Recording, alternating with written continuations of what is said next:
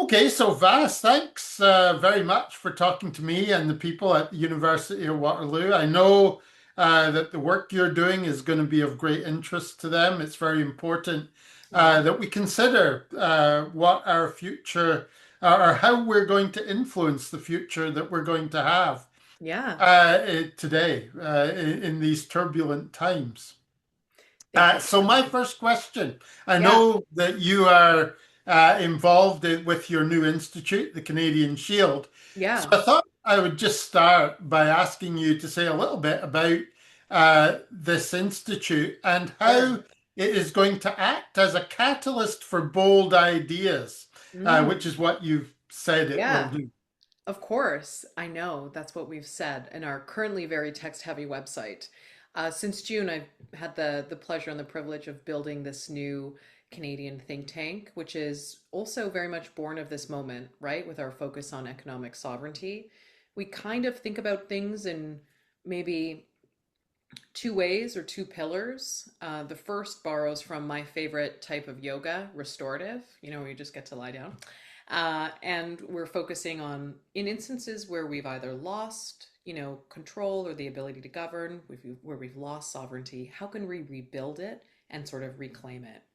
And then the other pillar is forward looking, right? So part of rebuilding a more resilient country is with every single decision that we make, we have to have sovereignty in mind.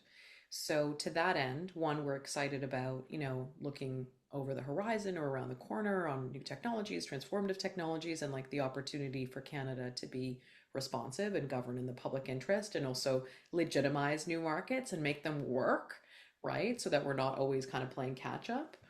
And that's been really exciting work. So, to that end, we've already published a sort of framework for that kind of sovereignty by design. And we have a 10 point, I don't want to say report card. I don't know. I don't want it to seem sort of cheesy, but I'll just say sort of, framework to really ask and evaluate when we design a policy, when we make a decision, is this in the national interest? Is it a good decision? And it's been really useful so far. And I'll just say, for think tank, you know, uh, what is it like, for to be at a think tank or be designing things? We borrowed and were inspired by OECD best practices on competition assessments.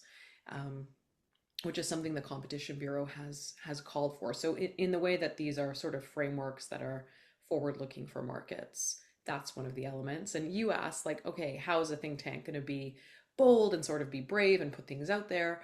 I mean, another thing we do is just we have this drumbeat where every Friday in our newsletter, The National Interest, we're able to sort of offer original writing that's rooted in kind of not just headlines, but also social media feeds, like sort of borrowing from like what's in the zeitgeist and then making sense of that and contextualizing it in a policy way. So that's some of what we've been doing to kind of build and test different theories of change that we have while we work on bigger projects in the background. Okay, and of course, everybody should pay attention to your newsletter. Yes. Very important thoughts that people should will benefit, will be stronger from having Hey, considered. listen, if you're a student, right, and you're looking for paper, project ideas, totally riff from us. Like we'd love for people to pick up on the nuggets that we're proposing and putting out there and build from them and take them on for inquiry. Absolutely, please do. And I hope they will. Now, you very much have stressed the importance of a focus today on sovereignty, which, at least at risk of stating the obvious, has been particularly come to the fore because of the Yeah. relationship with the US. Uh, Mhm.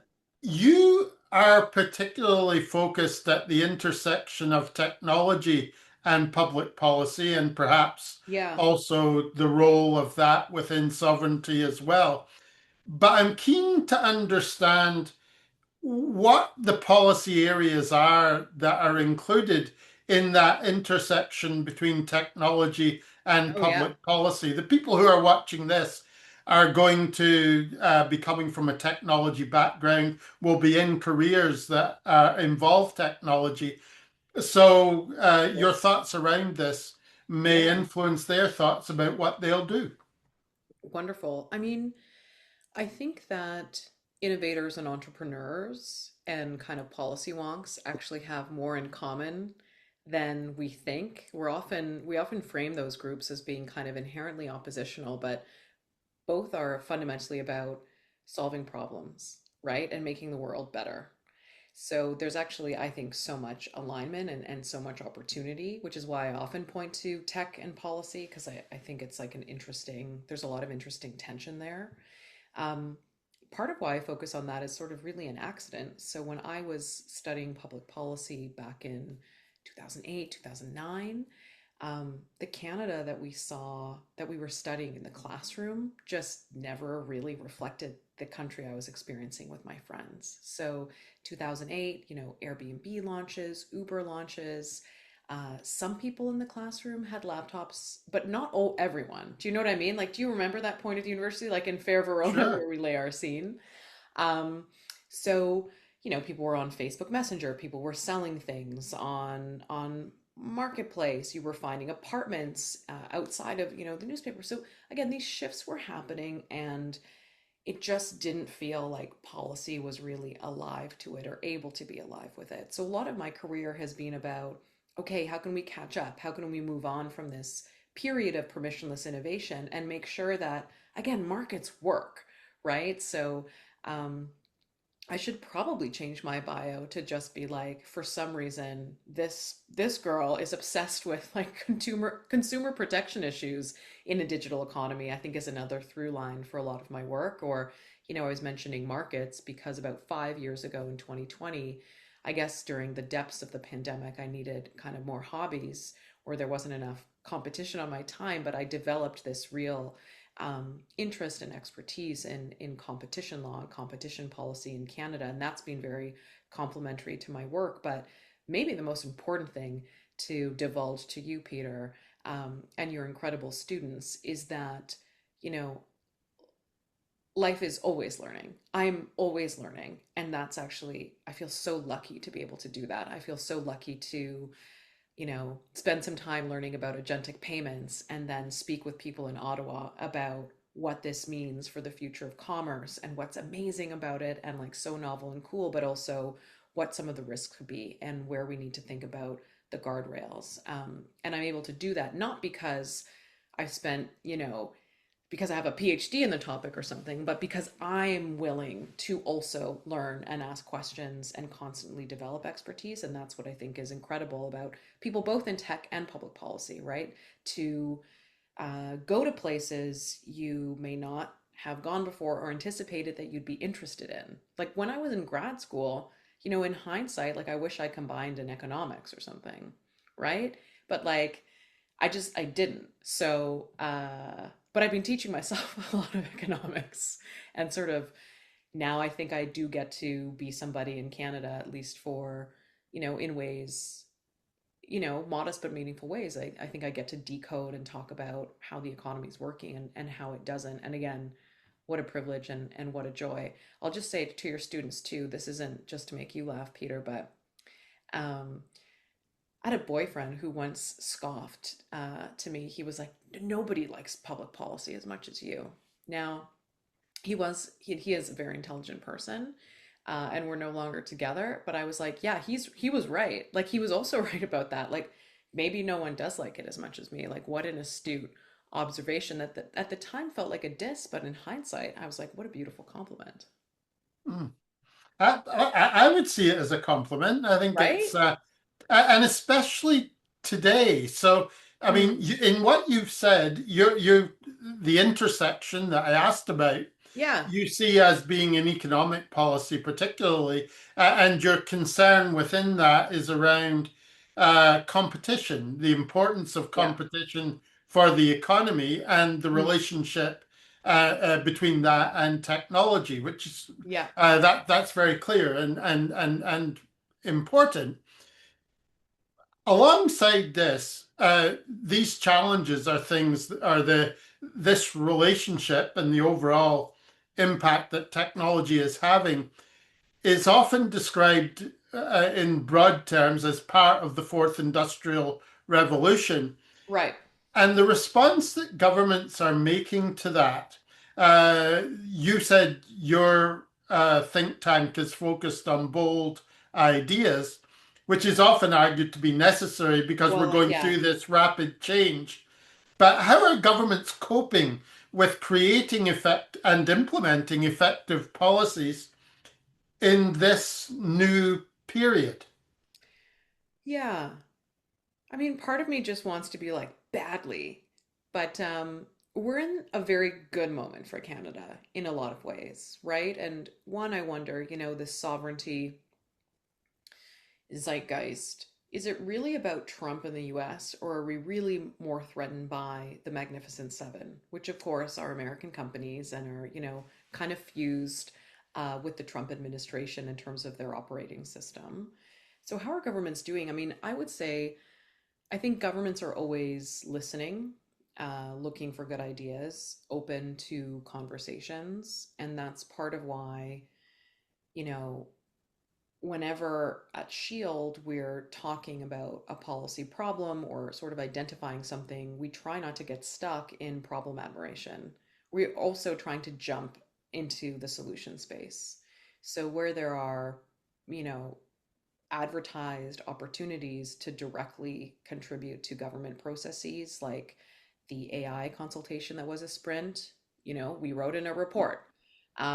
When there was the Kuzma consultation, we wrote a report, we submitted, we'll go to parliamentary committees and testify and sort of always follow up with a brief. So trying to be kind of relentlessly useful and constructive, I think it's a little bit more fashionable sometimes to be on the attack, right? To sort of say that government hasn't done something because they are stupid or lazy or, don't have the like, no one there is like smart enough to see these problems. Most of the time, like, I don't buy that. I think that the complexity of the world has really changed, and so has the pace of that, and that the problems of today are more demanding, right? More demanding of creativity and kind of interjurisdictional work and cross ministerial work. So I'd rather be a part of Canada that helps make the country better. I'd rather be someone who you read my work or the work of my colleagues and feel like, hey, I didn't know that, but I'm also not treating our readers like you need to know this, or you should have known this, or I'm going to meet you up here and sort of show off, how our intelligence. It's like, no, we're all part of this conversation. And like, for instance, right now, earlier this morning, I was editing something on synthetic material and CanCon, right? So we're all navigating this, right? Nobody wants to hear a fake song in their Spotify. Nobody wants to find out that their new favorite artist is a computer program. Granted, there's a human in the loop somewhere, but like, we just haven't found like the language to talk about this. Or really, we're talking about CanCon. There were new CanCon rules that said, okay, AI cannot count as CanCon. That's actually important. That's like good leadership from Canada. But if AI stuff can't be CanCon, then what is it? Because I think it does deserve its own category. And then what we can do at Shield is really show, like, look, oh, all these other jurisdictions are responding in sort of particular ways. There's like a bit of a trend, or these different approaches that are being tried. If we take this particular lens, which is actually a consumer protection lens, Canada could respond. So then often what we do as a think tank is sort of put an idea in the window and then, follow up with the right people, see what it sparks, get corrected, do some media interviews, get an idea for a longer report. But again, it's a joy. It's maybe a different pace, I would say overall. This is something that's not one of the many words in our think tank, but we're trying to stay really brisk and sort of meet. You can meet moments or you can make moments. Ideally, you get to make all your own moments and like everything you do is a splash. But um, I don't know what analogy to make. There are sort of different like waves happening every week, and I would say Shield tries to surf them and kind of build on what's out there and what's happening. Yeah, I mean, this question of the relationship between AI and art I think is a fascinating one, Yeah, which raises questions about the nature of humanity, of how this will of impact course. our set, what we are as humans. Oh yeah. If machines can make things which move people in the way that art does, Yeah. what makes art special to us at the moment. What does this mean? If Yeah. that's it's a very interesting. I don't have an answer, but it's a Hey, fascinating question. and sometimes you don't need to have the perfect answer, right? Sometimes it's No. about putting it out there. I mean, look, AI is ruining the AI overuse stuff is ruining like recipes. People are literally cooking and ruining food, wasting food. I mean, in a cost of living crisis, Mm. potentially making people sick with recipes. AI is flooding like knitting and crocheting instructions that people have to read. And it's just like, to think about that, it's almost funny, but it just breaks your heart, right? You're spending your time and attention following a plan, and then suddenly you realize that it's just nonsensical. So again, Mhm. an interesting opportunity to just sort of be like, whoa, what's happening? And I've already probably overused the term moment, but like I have to imagine that we're going to get to a better place with the slopification of online life, and that we're just in this almost frenzy of this is interesting and this is new and I want to play around with it and I want to test it. I saw something on social media earlier today, lest we think that women running think tanks don't also peek at social media in their workday. And someone was like, if you're using AI to get gift ideas for someone, which I was like, oh, that's kind of like a legitimate use, kind of a cool use. I hadn't thought of that. um, she was like, "You're literally taking the thoughtfulness out of it's the thought that counts." And I was like, Yes. yeah, it's augmenting our decision making and our thinking, but also just like this is more an aside of my own observation. I'm like very fascinated by the idea that there's a correct answer to everything. I think the search bar has done that to us partially in that, we look for information. And now, yeah, our ability. Sorry, this isn't shield related. This is just me sort of riffing for a second.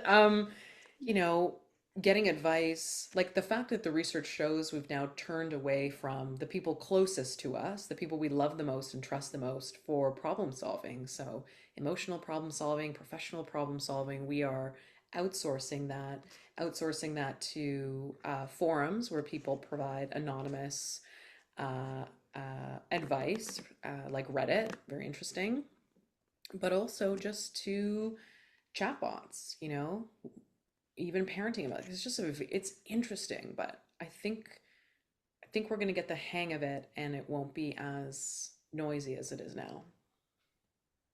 I hope so. And it indicates that, or what we're talking about is that things that were special may be no longer special, but also Yeah, other things will become special, perhaps. That's what we would. That's perhaps. what we'd expect. Yeah, I would expect there will still be many things that are special, yeah, but they may be different from what they are now, and yeah. in the new world we're moving into. Very true. One thing I did, you've talked about economic sovereignty, and I did want to maybe dig a little bit deeper into that in the sense of what ideas do you have on what we should do about that today? What are the types of policies that might be adopted to advance our sovereignty interests? Hmm.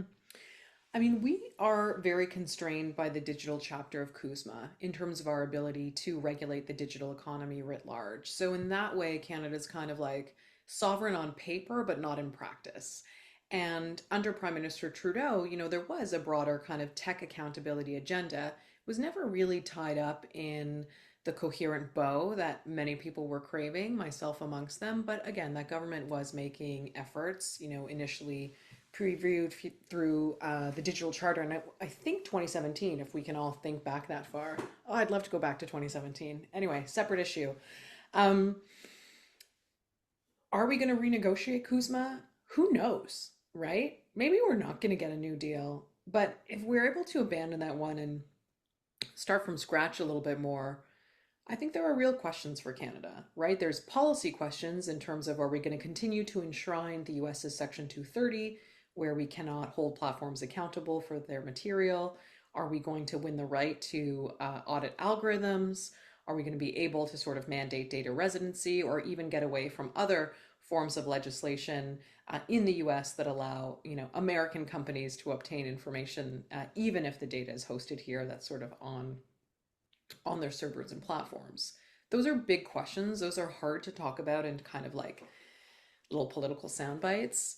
But then it begs the question, like, are we going to build alternatives, right? What new digital public infrastructure do we want? What markets can we remake in our interest? Where may we want to have more of like a public competitor option, which we're starting to see Canada think and talk about, a more sovereign cloud network element. So those are some of the opportunities we have. I mean, even if assuming Trump leaves after this term, right, and there's a new leader that could be Republican or Democrat, um, I don't think that's necessarily going to reset the relationship. Again, we've all become so much more awake to that interdependence we have with the US and the ability for that interdependence to be weaponized. And that's why I go back to like, is Trump the real enemy or sort of boogeyman or boogie person here?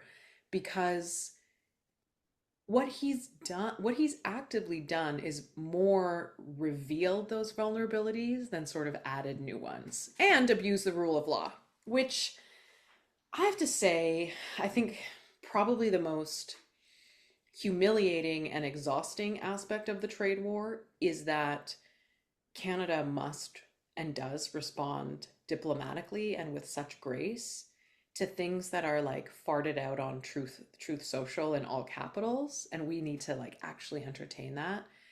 Just makes you wonder whether the whole point of this is just to sort of disorient us and distract us, because from that perspective it's working. You know what I mean? Like this is unreal. And I mentioned 2020 and those early days of the pandemic earlier. I feel like in that time we were a lot better at talking about the physicality of going through that, right? And what it was like for people's mental health and sort of their physical health. And I don't think we're doing that now in the trade war, and we probably should. I mean, I'll speak for myself, but I have been stress eating salt and vinegar chips and pasta with butter in the hopes that this could help solve the trade war. And I'll tell you, it's not working. Yeah. How's it been for Maybe it you? will Like, how one are you day. doing? How's your trade war going? Yes, absolutely. Yeah, I'm equally concerned about it. Yeah. But as you say, it has highlighted our vulnerability. And I think I heard in what you said, maybe I'm wrong, that that vulnerability, our sovereignty, it is perhaps more threatened or more of an issue Mm, as we look forward with the influence that broader trends in technology and perhaps in international relations too, and international trade, this becomes a bigger issue. So it's hmm not so much just addressing the vulnerabilities that were there before. Those hmm are likely to get worse if we don't Yeah, do something now. exactly. Exactly. Right. Okay. We probably, again, the relationship was more based on trust. Even, you gotta wonder what it would have been like to be a fly on the wall with drafting that digital chapter of Kuzma. But I will also say, like, platform power just wasn't as significant at that time, and it wasn't as aggressively detrimental, though of course it was like occurring and growing. I do need to acknowledge that, that moment was a different moment too. And frankly, I just, I don't know if it was possible for Canada to fully comprehend what we were signing up for and how badly we were constraining ourselves. But like now it's pretty clear. So we gotta change our game. Absolutely. So you have got a book, The Big Fix, Yeah. um, which looks at company behavior. So we've talked about competition a little bit already, Yeah. but I was particularly interested. to hear more about your book and what you think about company behavior in Canada today. What are the things that we need to be conscious of there and acting on? Hmm. So, uh, one night after we had done a lecture Little Lecture in Edmonton at a beautiful bookstore, my co-author Denise Hearn and I went to an independent kind of brewery type bar for a beer together. And we were hungry. There was something on the menu called focaccia, which I know what focaccia is. I'm not always certain how to spell it, but it's also fun to say. And we read the description. We're like, is this pizza? So we talked to our server, and our server's like, oh yeah, it's just pizza. We're like, oh, we'll have the focaccia pizza. And then we're like, so why don't you just call it pizza? Turns out that independent business was under a restrictive covenant from a major pizza place, Papa John's, who was effectively like their landlord, right? And because it was the landlord, it could impose restrictions on the people that were there. A lot of the problems with the economy in Canada are actually focaccia problems, right? They're behavioral in the sense that it doesn't matter what size the firm is, right? It's kind of a playbook of exploitative behavior. And Canada's been getting better at recognizing these behaviors. So in 2022, we outlawed drip pricing, which that's just like when you click through and it says, your airline ticket is going to be $200, but it's actually impossible to get the price that's advertised. There was a major case, which I loved. Like I respect this case so much against Cineplex, where Cineplex was always adding $1.50 convenience fee or processing fee or something when you ordered a movie ticket online. Now, Cineplex actually does kind of have a monopoly in cinema, and we write about that in the book, and that's another like wormhole that I sent myself down on that I also really liked and learned a lot about and was totally freaked out. But these behaviors in the digital economy end up being like gatekeeping, self-preferencing. When a platform owns and operates a marketplace and competes directly in it, there's some tensions there that we think are more deserving of our attention.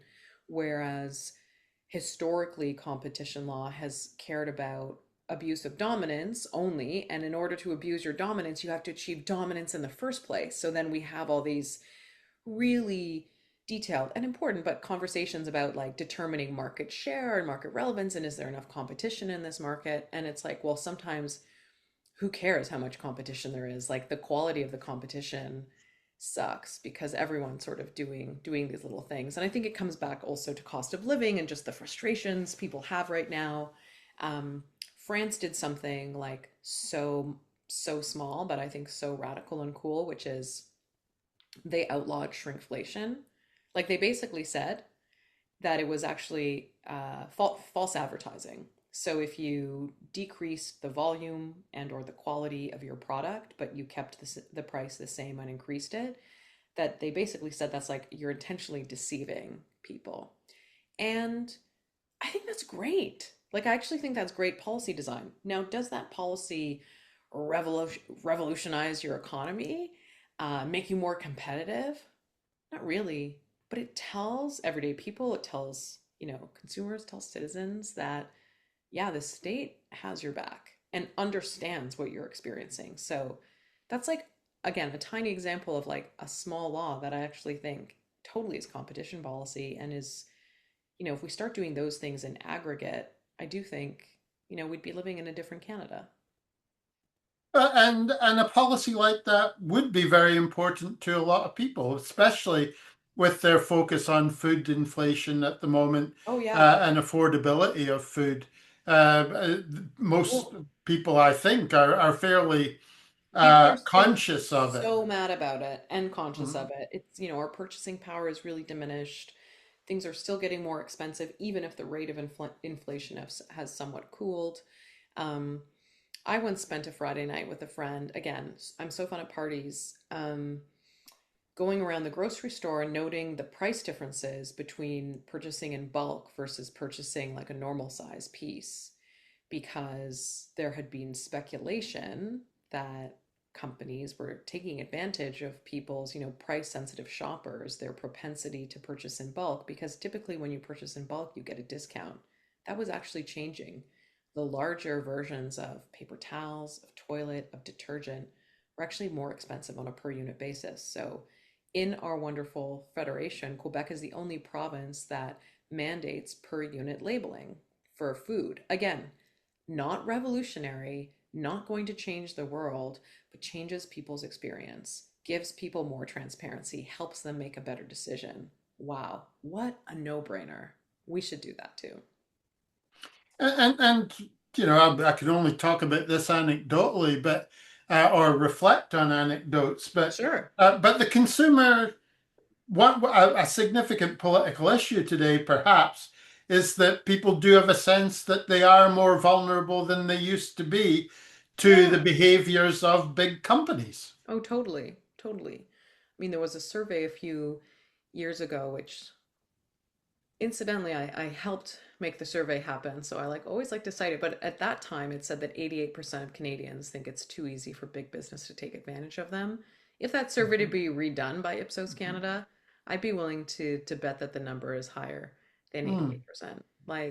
Again, the conversation on competition is changing. Anti-monopoly, I think, is cooler. It's become more acceptable to criticize the oligarchs. Again, even cool, right? There's memes, there's merch you can get. There's our book, The Big Fix, which is also still doing well. Like it came out over a year ago and people are still reading it. Like we are so, so lucky, but unfortunately, with that 101 page book, we have not totally solved Canada's concentration problem. Not just yet. But you've made a start.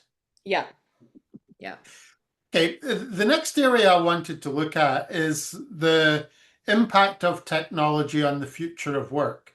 Mm, And I was interested in your thoughts around this, perhaps to talk a little bit about what government might do, mm.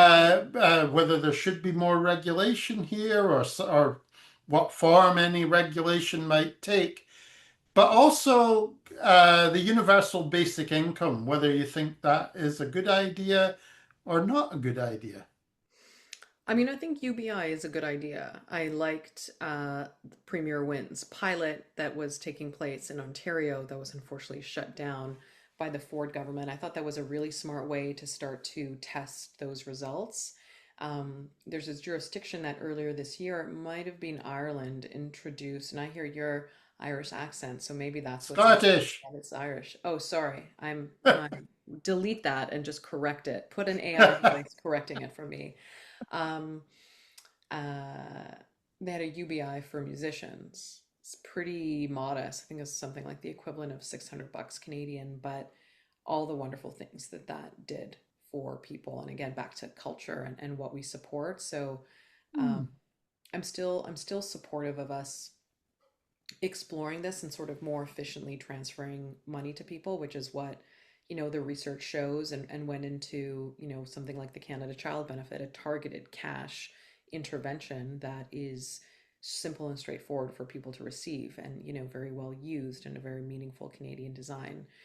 As for the impact of technology in the future of work, I mean, like many, I'm curious about how algorithmic systems are reshaping jobs and where there are instances where they're either kind of directly displacing or replacing workers. And I'm really worried about young people right now. We have the worst youth employment rate for new grads that we've had in a very long time. I think even worse than like 1993. We were looking at some of the data at Shield, and for young people 18 to 25 who were employed this year, they tended to earn less than like the similar cohort last year. So even if they are able to obtain work, their earnings have depreciated in just 1 year later. Um, I don't want to be on panels doing research in like 7 or 10 years asking, wow, what happened to like this layer of our labor market? Why can we not have any senior engineers or like senior project managers or senior writers? Well, because we never employed and trained any junior ones because we suddenly decided that, a chatbot could do the same type of work. Um, we're also looking at like where it is suggestive or seems like AI is replacing workers, right? How do you how do you talk about that kind of AI offshoring from a policy perspective? Like back to the 90s. I don't know why I'm coming back to the 90s so much. I guess I'm being like very nostalgic for like what was a great decade with great music and great fashion. But in the late 90s, we anticipated and experienced globalization and the offshoring of subsets of our labor market, and we designed policies for that, right? And subsidies, and we were very open about that. We don't seem to have that same kind of policy agenda for the algorithmic displacement of workers. Instead, what we're doing is we really focus on supply side interventions. We're like, oh my god, people just need skills, they need the right skills, like pay to go back to school, do this MOOC, update your LinkedIn, like whatever. And we feel frustrated that most of the interventions are so supply side focused when the reality is the demand for labor is changing, and it's difficult to change that demand, right? So do we need to incentivize firms to do we need to do more to incentivize firms to give people those first time jobs, right? People talk about, the holy grail of co-ops. Well, you need employers who are willing to pay the student for the co-op and create those spaces. And like people talk about apprenticeships. Well, again, we've looked at the data, like apprenticeship uptake is actually low, right? Like spots go unfilled. And that's, again, a different kind of demand problem where there's probably a mismatch between people who need and want apprenticeships and then there's just not as much availability from firms. So that's a might be like a mindset thing or like a future policy thing for Canada to be just more smart and realistic about. Yeah, I survey, and I have done for the past 8 years. I survey the students I teach at Waterloo, who are predominantly engineers, and they're concerned about the impact of technology on jobs Of and course. the jobs that they might get, Of but course. also their concern around the ability to earn money that will allow them to have a good life Of course. have risen in the past 3 years. There's a Yes. steady increase that has taken place there, and it reflects basically what you're talking about. That this is a serious issue now, and it seems if this trend continues, it's getting worse. It's getting worse. I mean, yeah, the stress, the load that young people are carrying. I mean, before I was building a think tank, I spent 5 years at McMaster University. I designed and led a graduate program, a policy program on policymaking in a digital society. And I noticed from my students too, right? We would speak about it or speak about it one on one.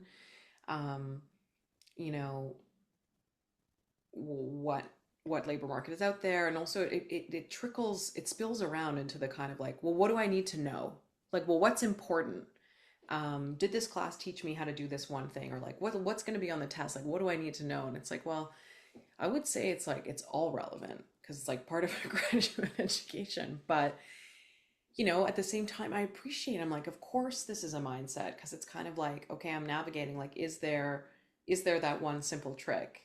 And years and years before that, under Trudeau's first administration, I chaired something called the Expert Panel for Youth Employment. And even at that time, I was speaking to young Canadians across the country. It was, again, so fun, so cool, so terrifying. Um, People were talking about just that mismatch between the demand for early career opportunities and the availability of more primitive algorithmic systems that were screening their resume and CV. And people were telling me they were, putting keywords from the job description in like a white font and like size 1 in the margins because they knew they were being screened. And it's just kind of like, okay, given that all that's happening and given that ghost jobs exist, why are we coaching young people and being like, oh, here's, what if you format your resume differently? Like, it's not your resume. Okay? It's not that you're missing a keyword on your resume. It's not that you didn't use the special magic font that you're supposed to. Mhm. It's a volume problem. It's a matching problem right now. Like, anyway, sorry for that. I feel for young people. I care about young people, and I want them to know and be able to have a great life in Canada and feel that their time is meaningful. And even, yeah, once they're working, that you can work towards something instead of not just working to live. For people who share some of the concerns that we've been discussing, Hmm. uh, how can they best influence government policy today? Hmm. So, the people who are concerned about employment, who may be concerned about our sovereignty and other things, what is the best way for them today uh, to have influence? Hmm. I mean, I think the best way is to participate, to reflect your experiences to your elected officials when there are opportunities, to engage in a public consultation and things like that. I would say go for it. Um, I do think about this a lot, right? Like, what can people do? What can everyday people do? But I always try to pull myself or yank myself away from downloading or offloading what I think is fundamentally the work of the state on behalf of citizens to everyday people. And what we've seen historically with our very kind of weak um, consumer protection ethos in this country is that a lot of the time we're trying to do like educational things like, oh, here's how to spot a scam. Or, it's like, well, why don't we do more to just like make sure scams don't happen? Or, watch out for this. And it's like, well, okay, here's some tricks to notice if content is made by an algorithmic system like we were talking about earlier, but it's like I want I don't want to have to do that work by myself. I want it to be labeled and like I don't know, call me crazy, but like I don't want to ever interact with a digital chatbot that's like able to masquerade as a human. I think that's lame. I think it's ridiculous, and I think it contributes to that erosion of trust that we see. Like a couple of years ago now, this really interesting federal shop called Policy Horizons had a report about kind of what's around the corner for Canada. And their kind of most probable and near-term crisis, frankly, was not being able to distinguish reality. What is real and what is not. And when I first read that, I was like, oh my God, like, are they on drugs? Like, are they microdosing? Like, what do you mean we're not going to be able to know what's real?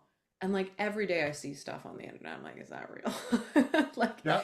is that a real video? Did that story really happen? Is this a deep fake? And it makes me feel really disoriented and weird. And that's not even Mhm. like in the fake news. That's literally just like sometimes, I don't know, other stuff I read, like celebrity gossip or things like this. So yeah, these are important problems.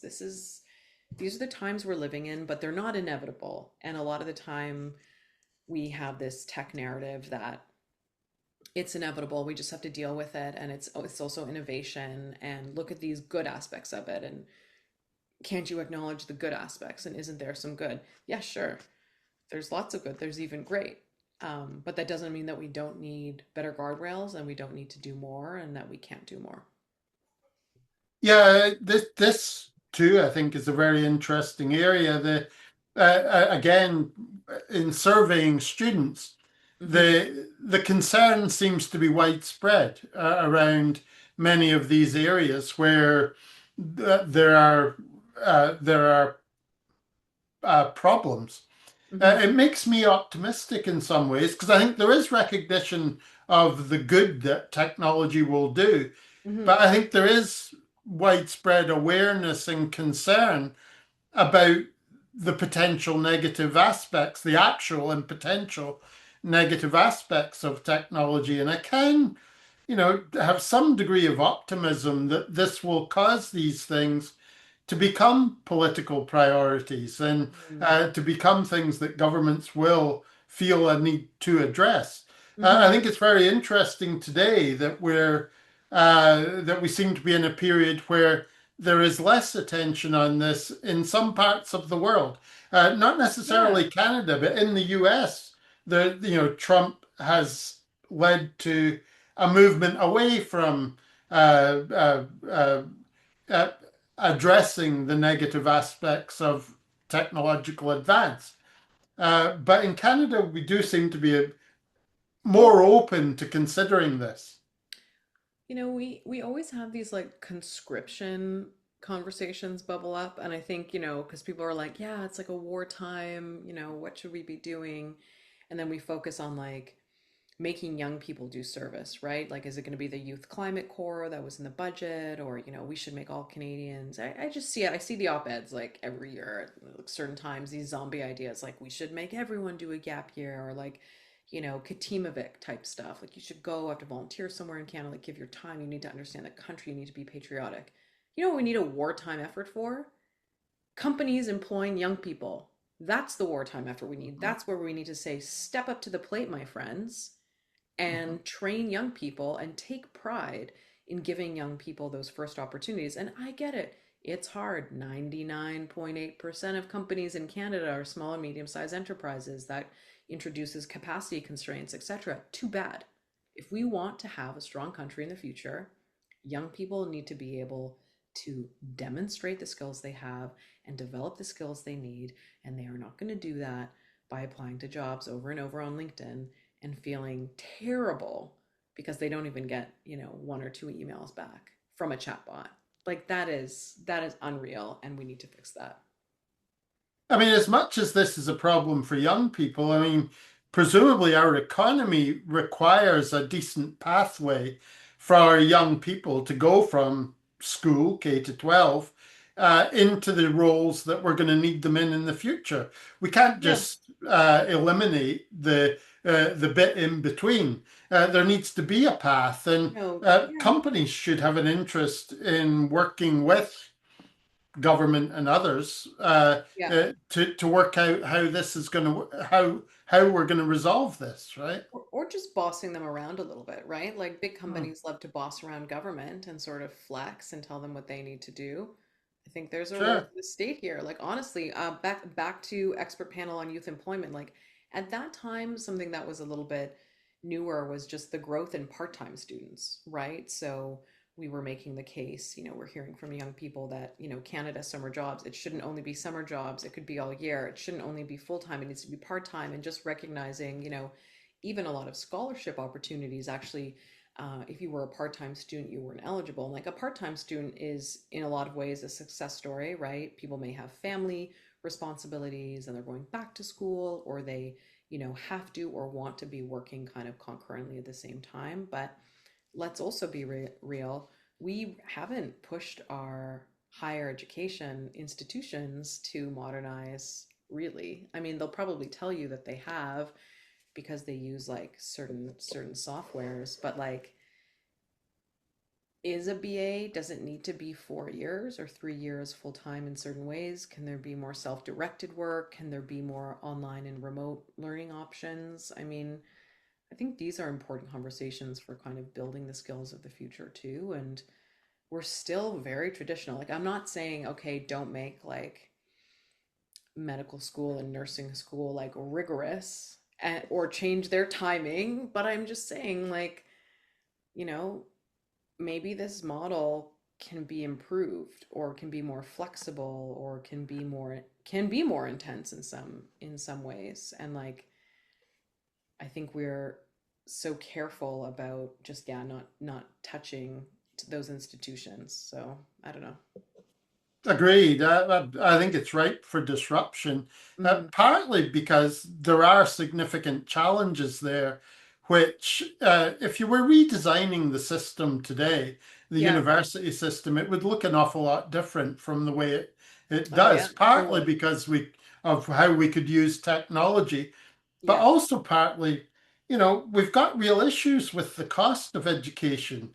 If we are going to be a country that exploits technology effectively and, changes in the way we need to change, we need much more education for everyone. And in the formats and structure that we have today, Hmm. we're not going to be able to do that. And I think there are opportunities there to do it Yeah. an awful lot better. So I was going to ask you, that was my next question, was Oh. around what you might do to change things. I don't know Mhm. if you've got anything you want to add to that, or whether we just I need to mean, move on. I'd ask people like you, right? Like, I think people who have been at universities for a long time probably have some of the best ideas about modernization, or even, honestly, even like more intensive sequential learning. It's kind of like if you're going to be taking three courses one fall, three grad courses, and there's like pedagogy research on this, but it's like, is it better to take three courses, three times a week for 3 months, or is it better to do one course a month and spend the same amount of time, but in a more immersive, dedicated learning experience? Personally, I would pick the more immersive, dedicated learning experience, which again goes to what is the future of learning, and also these other macro trends. People are reading less, people aren't reading, our attention is totally broken. Like this is really scary stuff in terms of, our ability to pay attention and care about the top political issues, how distracted we are, maybe making bad decisions at work and in our personal life, because you're kind of, if you're everywhere online and like mentally, then you're kind of nowhere. So yeah, these are things that I'm fascinated by too, and I'm sure your students feel and may even be feeling right now, right? As they're like half listening, but Mhm. maybe also working on an assignment or something that's due, or like adding me on LinkedIn or something. Yeah, I mean, I think there's potential to make education an awful lot better, Mm, largely through exploiting technology in ways that that have not been available to us in the past. mm, But certainly having education working more closely with the world of work and yeah, society more broadly. I mean, I think one of the objectives we should have with the application of technology is to create a stronger relationship between the academic world and the wider world. mm, That barrier that we often refer to as ivory towers is something we should be able to eliminate through redesign of what we do, and that needs to be an objective because yeah, society is questioning our elite status as institutions, yeah, and rightly so in many ways. yeah. But we can redesign or reestablish, not necessarily reestablish. I don't know if it's been there, but certainly establish a good a more effective relationship there. Peter, can I tell you the best part of my job? Yes. Getting to meet people like you. Getting connected to other Canadians who are such interesting, good people that I haven't had the opportunity to have the touch point with. Sometimes I'm lucky and this happens, in real life. Sometimes I'm lucky and this happens, by email and virtually. Sometimes I never know who someone is sort of for years. Like I've corresponded with people who used to read my own blog and they sort of became my friend. They'd be like, "Hey, check this out," or "Have you ever thought of this?" And it's like, "Wow, like who are you? That's so generous." So, um, those are the sorts of things that, amidst, all of these heavy and like important and kind of all-consuming topics, um, keep me optimistic and keep me having fun, and keep that kind of North Star bright light kind of glimmering, and keeps me kind of rocketing towards it, to like just mix a bajillion metaphors.